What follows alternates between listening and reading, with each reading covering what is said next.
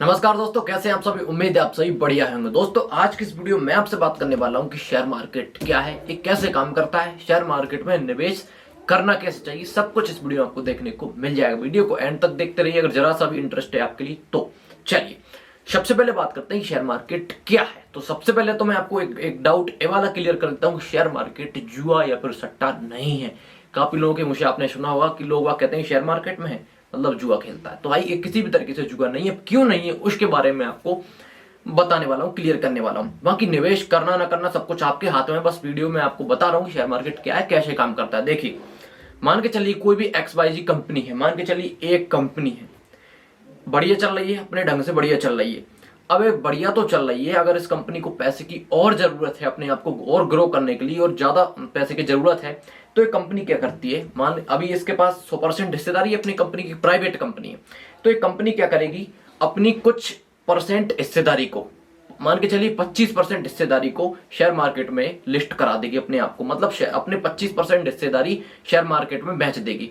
अब अपन जैसे लोग बाग होंगे उसकी हिस्सेदारी कुछ कुछ शेयर खरीदते चलेंगे, अपन जैसे लोग बाग होंगे तो जितने जो भी अपन ने शेयर खरीदे तो इसमें अपन हिस्सेदारी लेते चल रहे हैं। कंपनी ने 25% हिस्सेदारी क्यों बेची, क्योंकि उसको पैसे की जरूरत है, और अपन ने क्यों खरीदी, क्योंकि अपन को इसमें पैसे लगाना है, अपन को अच्छी लगती है कंपनी, अपन को विश्वास है कि कंपनी आगे बढ़ेगी, अपन भी पैसे कमाएंगे। तो कंपनी ने हिस्सेदारी बेची, उस मतलब शेयर के रूप में बेचती, तो अपन ने उन शेयरों को खरीद लिया, तो इनडायरेक्टली अपन ने इस कंपनी में हिस्सेदारी ही ले ली। तो अब क्या होगा, अब कंपनी के पास बची है 75% हिस्सेदारी और अपन जैसे सभी लोगों के पास बची है इसकी 25% हिस्सेदारी। अब क्या वो कंपनी को मिल चुके हैं पैसे, क्योंकि अपन ने इस कंपनी में पैसे लगा दिए शेयर खरीद के।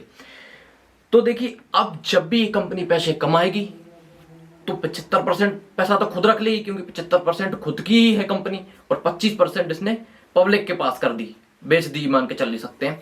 तो जो भी पैसे कमाएगी उसमें से 25% पैसा ए शेयर मार्केट में दे देगी, मान के चलिए। अब शेयर मार्केट में दे देगी तो अपन ने जितनी भी परसेंट हिस्सेदारी उसमें लेके रखी है, 0.001 या 1%, जितनी भी हिस्सेदारी अपन ने लेके रखी उतना पैसा अपन को बढ़ता जाएगा। अपन ने मान के चलिए अपन ने एक शेयर खरीद के रखा है 100 रुपए का, 100 रुपए का शेयर खरीद के रखा है। कंपनी कमा रही है, अच्छा खासा प्रॉफिट कमा रही है, तो शेयर का दाम हो गया 110 रुपए। तो 110 का अपन के पास शेयर हो गया, मतलब 10 रुपए का अपन को प्रॉफिट हो गया। अगर कंपनी पैसे गवा रही है, मतलब कंपनी को लॉस हो रहा है, लगातार लॉस हो रहा है, तो शेयर की प्राइस भी कम होती चाहिए, क्योंकि अगर कंपनी गवा रही है तो 75% पैसा तो खुद का कमा रही है और 25% पैसा अपने में से भी गवाती जा रही है। तो कंपनी अगर कमाएगी तो अपन को प्रॉफिट होगा, और कंपनी अगर पैसे गवाएगी तो अपन को लॉस भी होगा। अब बात करते हैं कि भाई जो कंपनी है उसकी प्राइस घटती और बढ़ती क्यों है। देखिए दोस्तों सिंपल सी बात है यार, इस कंपनी का मान के चलिए इसने 25% जब भी हिस्सेदारी अपनी पब्लिक को दी थी तब इसके शेयर की प्राइस थी 25%, मतलब 100 रुपए थी, सॉरी 25% गलती से कह गया, 100 रुपए थे।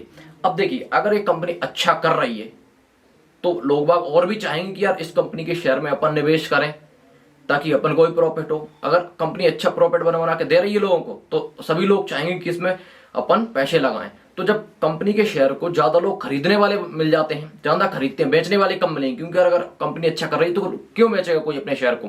तो जब बेचने वाले कम होते हैं और खरीदने वाले ज्यादा होते हैं तो कंपनी का शेयर का प्राइस अपने आप बढ़ता चलता है।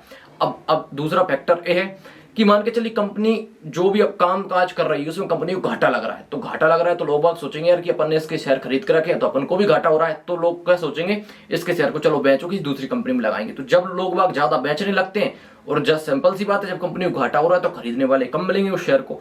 तो जब खरीदने वाले कम होते हैं और शेयर को बेचने वाले ज्यादा होते हैं तो यहाँ पर कंपनी के शेयर की प्राइस घटती रहती है। तो सिंपल सी बात है, कंपनी कामकाज पर निर्भर करता है कि शेयर का प्राइस बढ़ेगा या फिर घटेगा। इसमें यार सट्टा बाजारी जैसा तो मुझे यहाँ पर कुछ भी नहीं लगा। अब बस आपको देखना यह है कि इस तरह की कंपनी में पैसा लगाओ कि उसका जो कारोबार है वो भी सही रहे। आगे का देखो, अभी का नहीं, आने वाले 5 साल बाद एक कंपनी का कुछ फ्यूचर है या नहीं, 5 साल बाद अपने आपको जो प्रोडक्ट मान लो कुछ भी सेल कर रही है तो 5 साल बाद भी लोग बाग इसके प्रोडक्ट को खरीदेंगे या नहीं खरीदेंगे। तो भविष्य को देखते हुए अपन कंपनी में निवेश करना चाहिए, मतलब शेयर खरीदना चाहिए उस कंपनी के।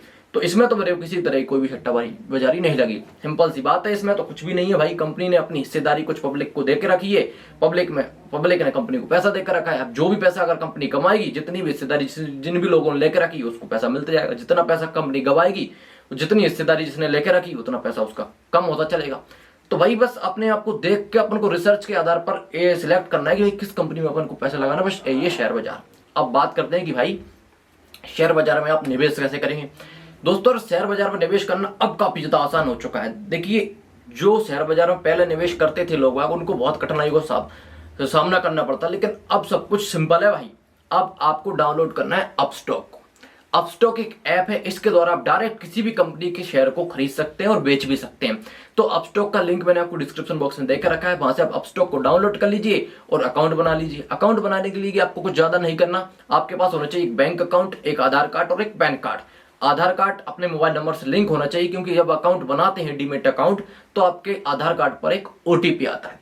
सिंपल सी बात है, जैसे ही आप अकाउंट बनाएंगे तो आप अपने बैंक से अपस्टॉक के अंदर पैसे ऐड कर लीजिए। उसके बाद आप जिन भी कंपनी के शेयर खरीदना चाह रहे हैं शेयर खरीद दो। जब आपको लग रही है कि अपन को पैसे निकालना है तो जो भी शेयर आपने खरीदे हैं अपस्टॉक के अंदर उन्हें सबको बेच दो। उसके बाद अपस्टॉक के अंदर से पैसे अपने बैंक में ट्रांसफर कर लो। इतना ज्यादा सिंपल हो चुका है शेयर मार्केट में निवेश करना। अब बात करते हैं कि भाई निवेश करना सही है फिर नहीं, ये आपके ऊपर ही डिपेंड करता है। बाकी जो है कि मैंने बताना था कि शेयर मार्केट क्या है, कैसे काम करता है। कंपनी में अपन हिस्सेदारी लेते हैं भाई, कोई भी कंपनी में अपन जुआ सट्टा की तरह नहीं खेल रहा है। अपन को लग रहा है इसका बिजनेस आगे चल के ग्रो होगा तो उस कंपनी में अपन ने पैसे लगा दिए, मतलब कि अपन ने उस कंपनी के शेयर खरीद लिए। अपन को लग रहा है कि यार इस कंपनी का अभी तक तो ठीक चल रही है, आगे चल के कंपनी का फ्यूचर खराब है तो उस कंपनी के शेयर वहीं पर बेच दो। इसमें किस तरह की कोई भी काम नहीं गलत। तो दोस्तों जो मेरा मकसद था वो था आपको केवल बताना कि शेयर मार्केट क्या है, किस तरीके से काम करता है, किस तरीके से शेयर का प्राइस घटता है, किस तरीके से बढ़ता है। बाकी मैं आपको कोई फोर्स नहीं करूंगा कि आप उसके अंदर निवेश करें या फिर ना करें, ये टोटल आपका डिसीजन होगा, क्योंकि पैसा आपका है, कमाना आपको है और गवाना भी आपको ही है। जो लोग इन्वेस्ट करना चाह रहे हैं तो उसके लिए मैंने आपको अपस्टॉक का लिंक देकर रखा है, वहां से आप अपस्टॉक को डाउनलोड कीजिए और पैसे इन्वेस्ट कर दीजिए। अब यार अगर आपके लिए कुछ और डाउट हो या फिर कुछ और आपको सजेशन देना है तो मुझे कमेंट करके जरूर बताइए, किस तरह की वीडियोस मैं आपके लिए बना कर दूं, आप मुझे कमेंट करके बताइए। हाँ एक बात और कहना चाहूंगा कि जो भी कंपनी में आपको निवेश करना चाहिए, किस तरह की कंपनी अच्छी है, किस तरह की कंपनी फ्यूचर के लिए अच्छी हो सकती है, कौन सी कंपनी ज्यादा रिटर्न आपको बना के दे सकती है, तो इस तरह की वीडियोस आपको लगातार इस चैनल पर मिलती रहेंगी टाइम पर। तो इसके लिए आप चैनल को सब्सक्राइब जरूर कर लीजिए। चलिए यार मैं मिलता हूं नेक्स्ट वीडियो में डिफरेंट टॉपिक के साथ, तब तक के लिए जय हिंद।